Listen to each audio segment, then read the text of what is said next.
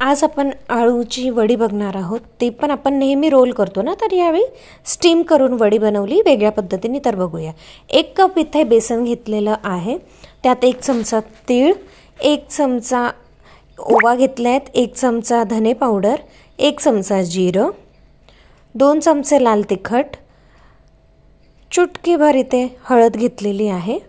हळद जास्त वापरायची नाहीये आणि मीठ घेतलेलं आहे चवीनुसार, म्हणजे मी जवळजवळ इथे अर्धा चमचा मीठ वापरले।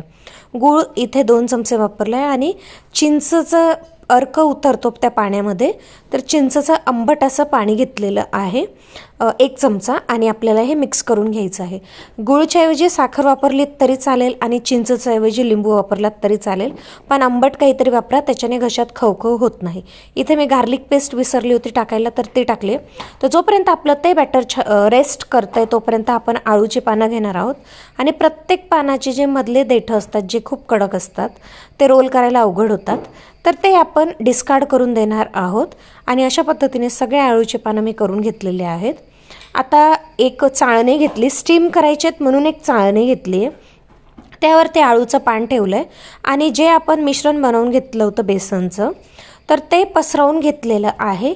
आणि अशा पद्धतीने आपल्याला हा रोल करायचे, चौकन घडी करायची प्रत्येक आळूच्या पानाची। तर एक पान ज्या बाजूने ठेवलं त्याच्या उलट्या बाजूने दुसरं पान ठेवायचं आहे। अशा पद्धतीने ही आळूचे पानं एकमेकांवर प्रॉपरली घडी होईल याची काळजी घ्यायची आणि ते छान आपण असं घडी करून घेणार आहोत, जेणेकरून आपल्या वड्या ज्या आहेत त्या छान चौकोनाने एकमेकांवर व्यवस्थित येईल। जी लहान पानं आहेत तर त्यांना घडी करायची गरज नाही, तर ते अशा पद्धतीने लेयर करून घेतलेलं आहे। आता मी पूर्ण सारण पूर्णपणे वापरून आता हे स्टीम करायला ठेवलेलं आहे। 15 मिनिटं स्टीम केलेलं आहे, थोडं थंड करून घेतलेलं आहे आणि मग याच्या वड्या मी कापून घेतलेल्या आहेत।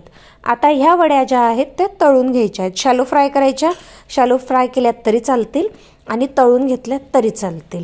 तर चवीमध्ये खूपसा फरक पडतो रोल करण्यात आणि अशा पद्धतीने करण्यात। या पद्धतीला खूप कमी वेळ लागतो आणि झटपट होतं हे रोलपेक्षा, आणि जागाही कमी लागते, कारण की ह्या वड्या आपण किती जाड करायच्या ते आपल्यावर डिपेंड करतं। आळूची पानं जास्त वापरलीत कमी वापरलीत काही फरक नाही पडत। आणि मिश्रण आणि सारण जे आहे ना आतलं एकदम व्यवस्थित लागलेलं आहे, तर या छान कुरकुरीत होतात ज्या वड्या आहेत त्या।